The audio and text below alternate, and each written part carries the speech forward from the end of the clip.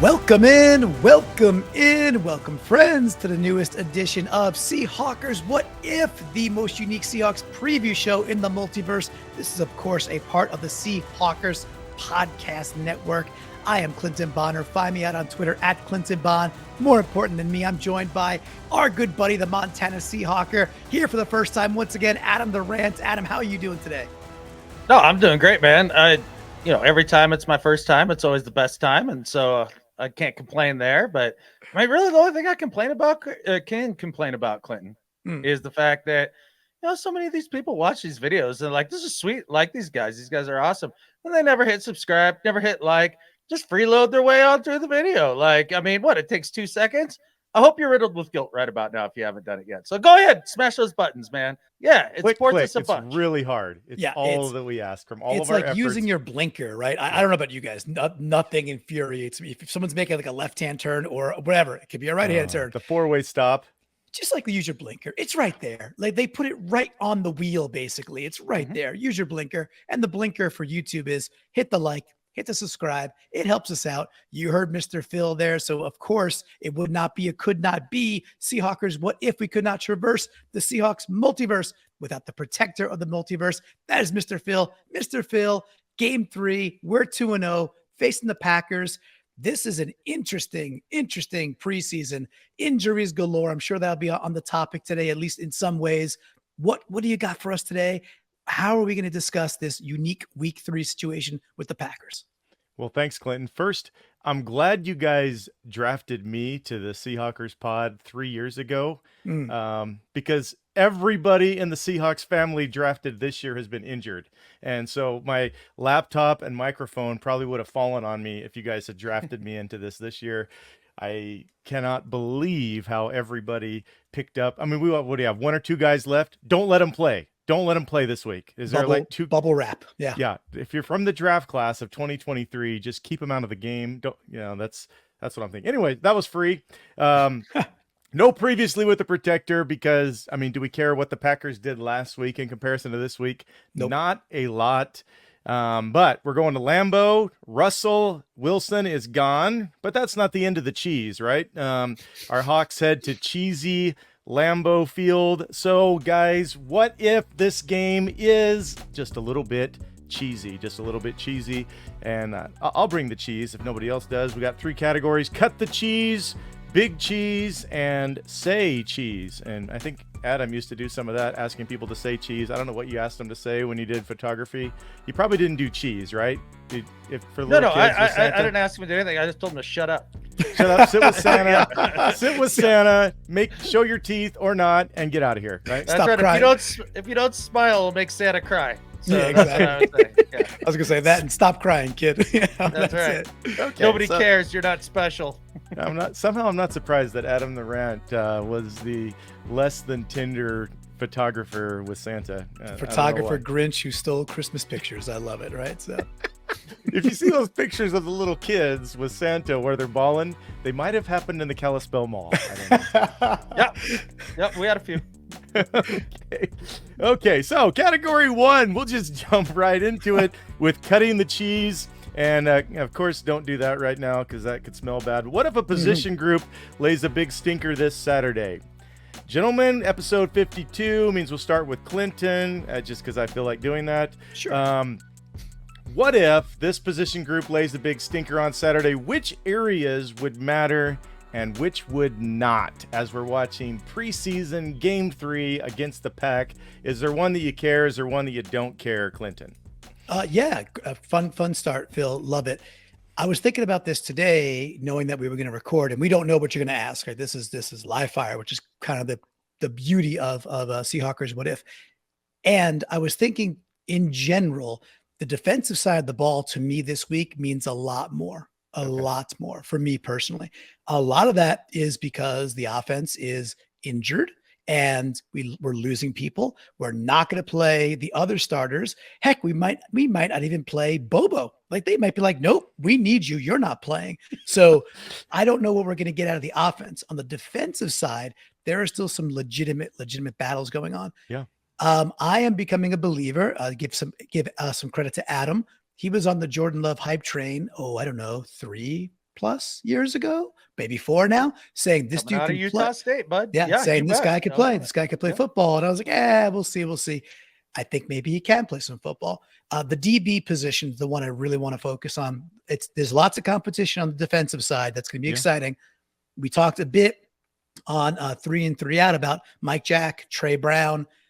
Who's going to be like, where's it going to be? So if we get carved up by what will be somewhat second string offense, but Jordan Love's going to get some of his snaps. They're going to keep playing him at least a bit. If we get carved up early, I'm going to be like, ooh, not feeling too hot about that, Mr. Phil. That's the one that matters for sure. Okay. Defensive backs. You got another one, Adam? They're an area that matters or doesn't matter if they lay a stinker in this one.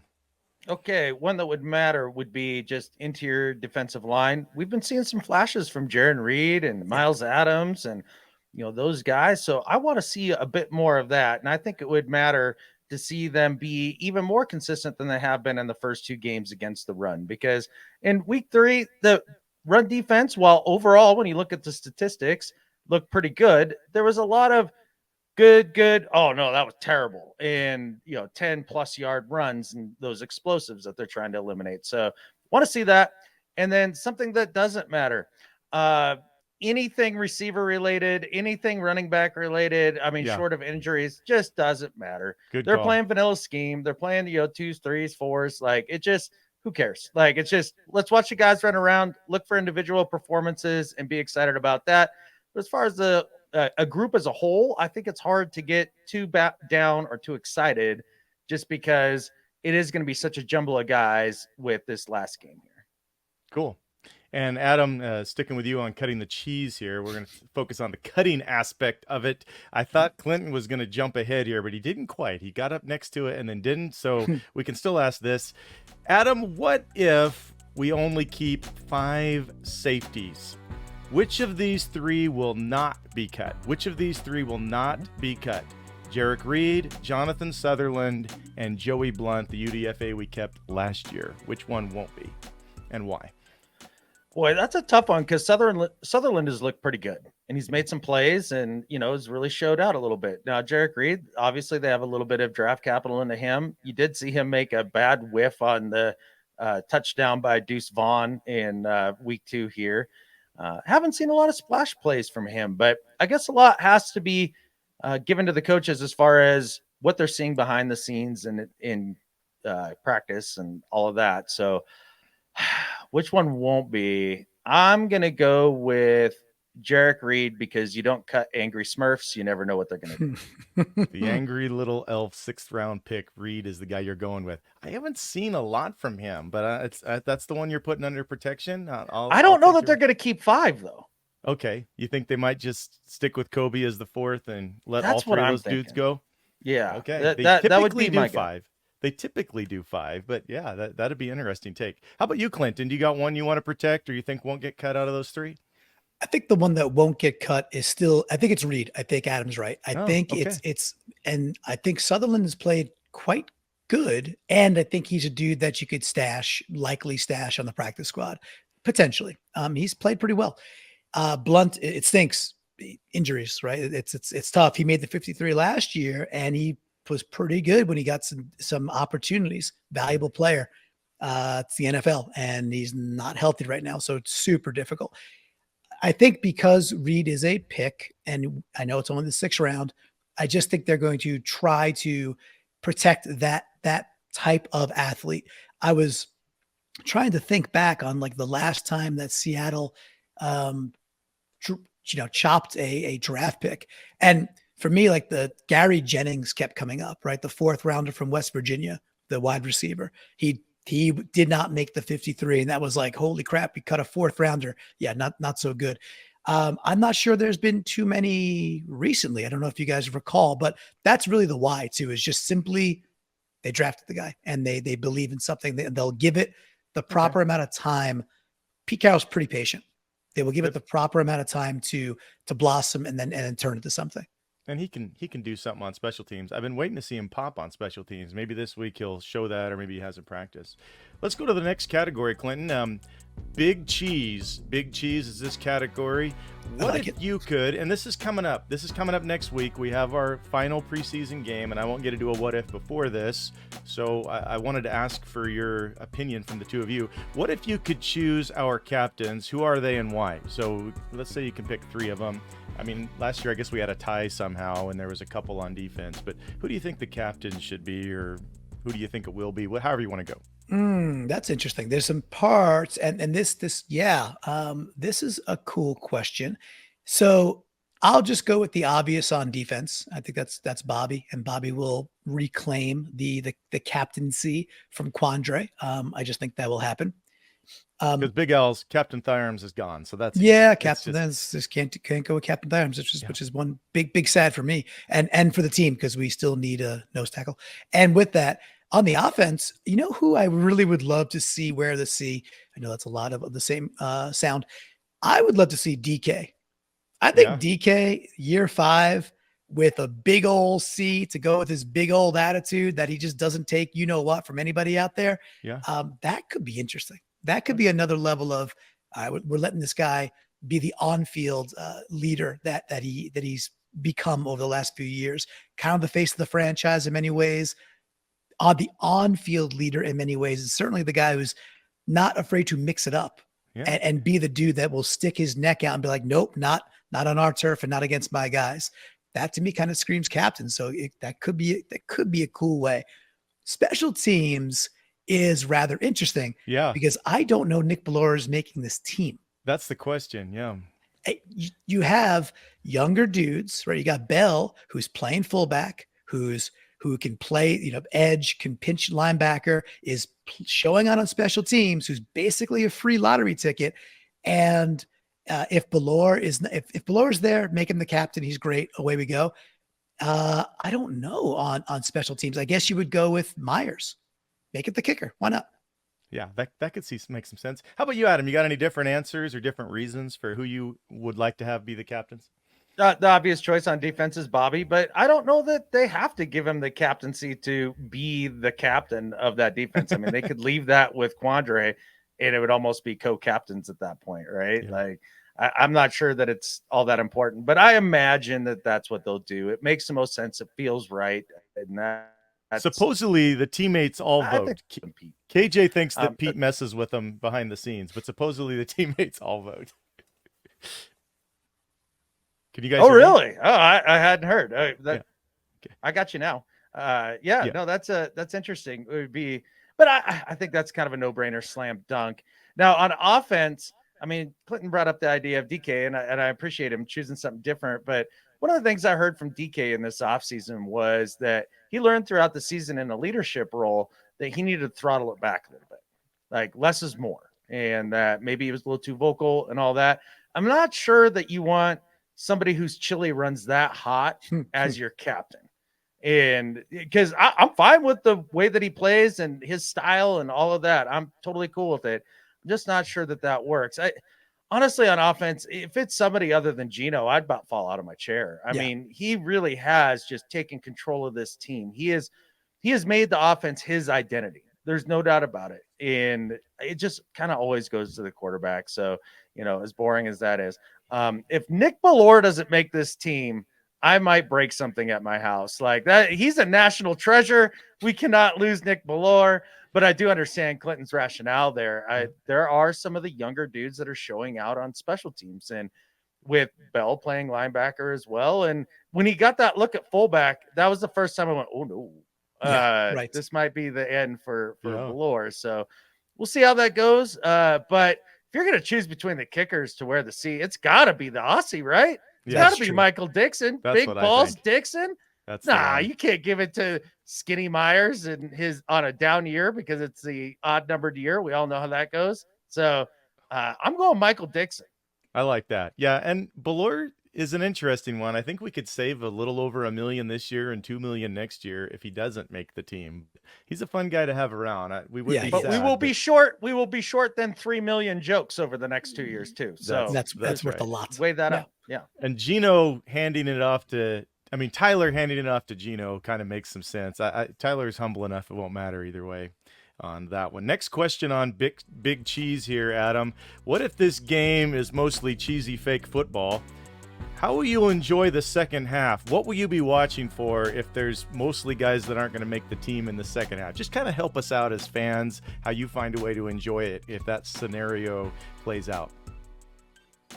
So when that scenario plays out, I will be doing my best to try to stay engaged. And it is difficult because it's hard to be invested in guys that maybe even not just make this team, but a lot of them will be out of the league by the end of this game, which is really sad. But one of the ways I'll try to enjoy that is Patrick O'Connell, the linebacker, kid from Kalispell, man. I mean, Yep. Phil, our guy, right? Yeah, so show really support. excited. Yeah, show some support. But really all you're doing is you're looking for fun moments, cool moments for guys that might be the highlight of their NFL experience. I'm looking for an Ehlers arm punt or just some Ehlers, Tebow Jr. magic. And I think that's probably what will get me through that, and knowing that we have to do a live show after. Okay. How about you, Clinton? You got any tips on how to enjoy it? If it's just showing respect for the guys that it's their last few moments for NFL football, or what do you got? Yeah, so I think because of the injuries, where I was saying that the offense is like put the dudes away, put the clear starters away, and maybe even again, Jake Bobo might be like, don't play him. Like right now, he's our wide receiver 3, and we didn't even talk about the JSN injury, but everybody knows about that by the time this comes out. Yeah, we need Bobo. So it's some of the other guys that are battling for what might have been an obvious cut a couple of weeks ago, but now you got Tariq Young, who might have surgery. You got JSN, who I think today had the wrist surgery. So there's some openings. So just checking out what would be the 4, 5, 6 wide receivers to be like, all right, who makes the squad? Because once you make it, it's kind of like making the NFC Championship or they're making the Super Bowl. It's like, hey, whatever, or make the playoffs, right? Get to the dance. Yeah. So if one of those dudes that are out there, and let me give me 1 second. Let me. So, you get your Tyjon Lindsey's and your Easop Winston Juniors. I just go look at some of the names on the board there. Them specifically, one of them potentially makes this squad now. There's a shot for one of them to make the squad. That's interesting. That's because you never know. You get up here and then all of a sudden you catch a little fire, away you go. On the defensive side, I'm still fixated on what is our plan at nose tackle when it's not Jarran Reed? What are we doing there? And is Jarran Reed really going to be the nose tackle all year long? Is that, and Miles Adams Spelling? Those are 2 dudes who are not traditional nose tackles. They're just not size-wise. Roderick Perry, that's a big guy. Yeah. Can he string together? Adam, you talk about stacking performances a lot. I like what I saw about Roderick Perry. I gave him an in on the last 3 in, 3 out, made some nice plays down the line, shed some blockers, made some tackles for a loss, or at least one big one. Can we get some more? Will we get some more Roderick Perry? And is that enough to be like, you know what? That is a scarcity on this team. Yeah. So you make the initial 53. Now, when the cuts go from 90 to 53, well, hell's bells. Who knows what'll be out there in the open market? But those are the 2 spots that I think could be, even in the fourth quarter, like these dudes are like, this is my chance. And I'll be there to watch that. Very good. Very good. Let's get to the final category real quick here, Clinton. Say Cheese, little photography focus here. What if our D, and we've been hitting at this a bunch, but what if our D can put together some snapshots of quality against Jordan Love? Now we're back to the beginning of the game here when Jordan Love's in. How can they impress you? What will it take to impress you in this exhibition game against Jordan Love specifically? Yeah, so the thing that I've been really encouraged about throughout the preseason, and we talked about this in the offseason, was that last year Seattle didn't run a lot of stunts, and we weren't specifically successful when we did run those stunts. It was very vanilla, and we stunted at one of the lowest levels in the entire league last year. And one of the ways when you can create pressure with 4 through stunting, you flush the quarterback. Yeah. It's just that, that's what you're trying to do, right? Try to get pressure up the middle. Maybe you get the sack. If not, you get the quarterback off his spot early and on the move. And then hopefully they're throwing out of bounds and take a sack or incomplete, whatever it is. It's going to be watching that. Can we disrupt? Will he be on time and comfortable?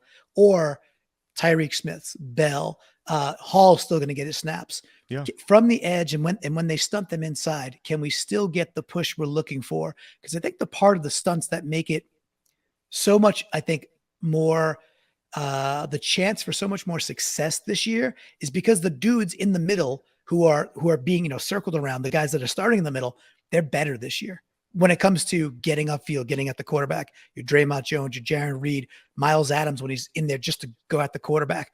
So your chances to create a lot more havoc are there. Can we see that? Can we see them get Jordan Love off of his spot early and often? Whether you get home or not, that's a volume game. That's going to happen when you have the opportunities. But can we flush him out? And then what happens when we do? I'll be watching for that. I think it's a pretty cool thing. We've been doing more of it, and it seems to be working. We had that play last game against the Cowboys. Bell stunts right up the gut. It flushed Greer in like half a second. He had to go off script in half a second.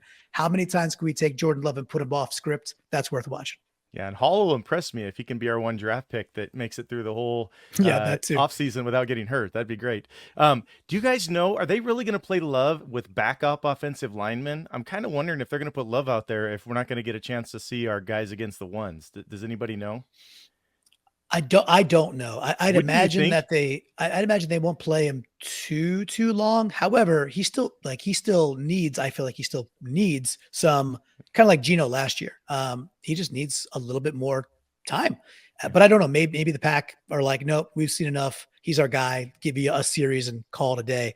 I guess we'll find out. Adam, you got a take? Yeah, I would imagine that the starters will probably play for the Packers on offense at least 2 series. I mean, all the receivers are young, Dobbs and Watson, and they drafted the tight end, and I'm sure they're going to want to see more out of him. And then obviously they're trying to get a little seasoning on Love. So I'd say you probably see about, I don't know, 2 series out of the starters, and you might as well get Love out there with the starting offensive line, so that way he also gets good protection and can build some confidence. So that's my guess.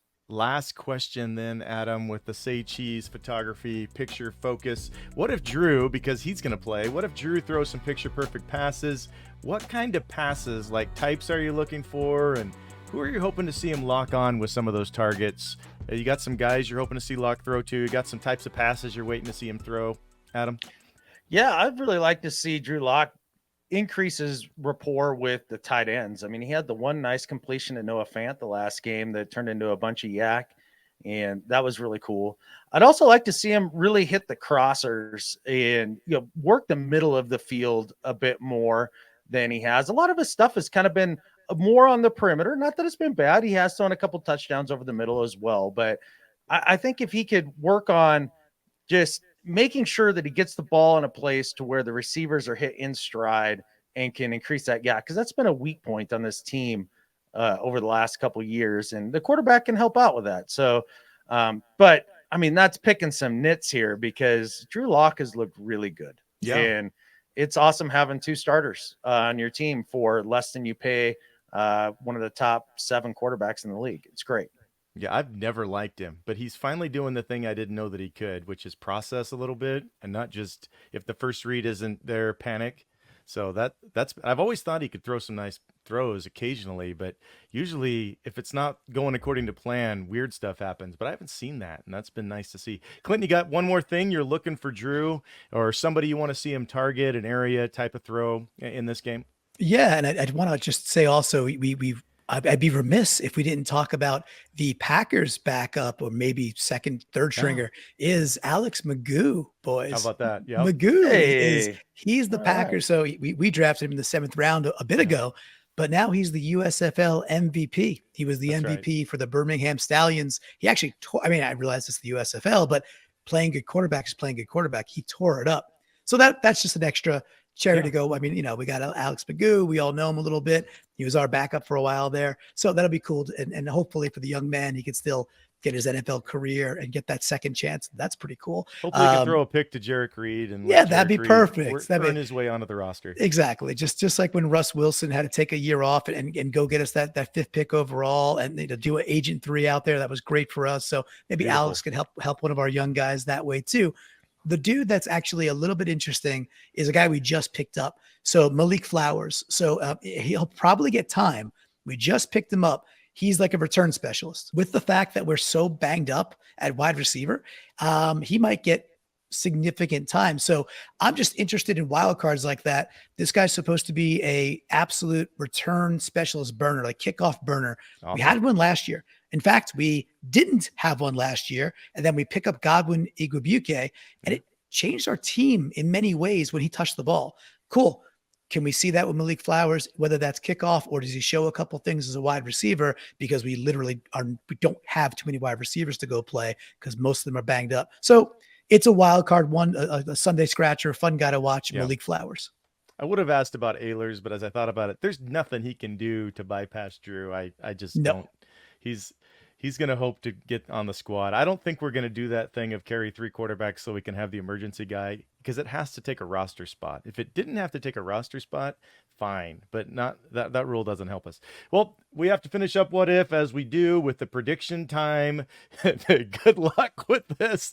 We didn't do so good. Actually, Clinton did pretty decent on his prediction with the score last week. You got kind of close. That was pretty good. You got a prediction for the score and a wish, a What If Super Hawk, somebody we can watch for with this last preseason game. Maybe it'll be one of those guys that's the final. We were talking in between, Clinton, 1,100. How many guys did I say? 1,184 guys will be cut by next Tuesday. Nuts. Maybe it'll be one of those guys who it's his last chance to play NFL football. So give us a score, give us a wish, Clinton. Sure. I mean, I'm not going to pick a score where we lose. So let's go with 20-19. Wow. Right. Okay. Why not? We stop at 2-point conversion. We go 3-0. Winning is better than losing, and away we go. The guy I really want to see, the wish is Patrick O'Connell continues to show off that he should make this team. Did you steal Adams? Did you go just because you got to go for it? I might have, but that and the wish would simply be like he plays. It doesn't have to be stat based because it's the preseason. From an individual perspective, he keeps showing out that he belongs. And then the wish after that will be when the 53 does come down, that linebacking crew, Brooks, it's like, okay, when's he going to be really ready to play? We don't know. Devin Bush, great. We're seeing some things, but what do we really know yet? And Bobby is old, steady Bobby there. Fine. But Patrick O'Connell could have a big role this year. It's an interesting player that could have a big role. So as we cut to 53, I'll be watching for his name specifically. Bobby's looking just how I want Bobby to look during the preseason. On the sideline, smiling, cheering up his teammates, smiling. That's what I want to see him do. Yeah. How about you, Adam? Do you got a score and a wish? 17-13, just because I think it'll be a little bit lower scoring with backups and that sort of thing. Yep. But my wish is for Sarajic Thompson to have a big game. I like the way that he runs the football. Yes. He's a slasher. He's tough. All of the things that I dig in a running back. He had a couple really nice runs in week 2. I'm looking forward to him. If he cannot make this team with really a large group of guys ahead of him, when you put in Kenny McIntosh in that mix and that sort of thing. I really hope that if he doesn't make this 53-man roster, that he is somewhere else, because I think he deserves a shot. I really do. Love that one.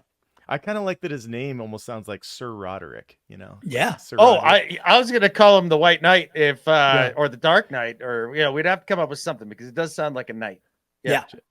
Very good. All right. Well, we got some things to look forward to a lot next week with all of the different players. So after this game, we're going to be scrambling to see who John's going to pick up that got dusted from other teams, where our favorite guys are going to go.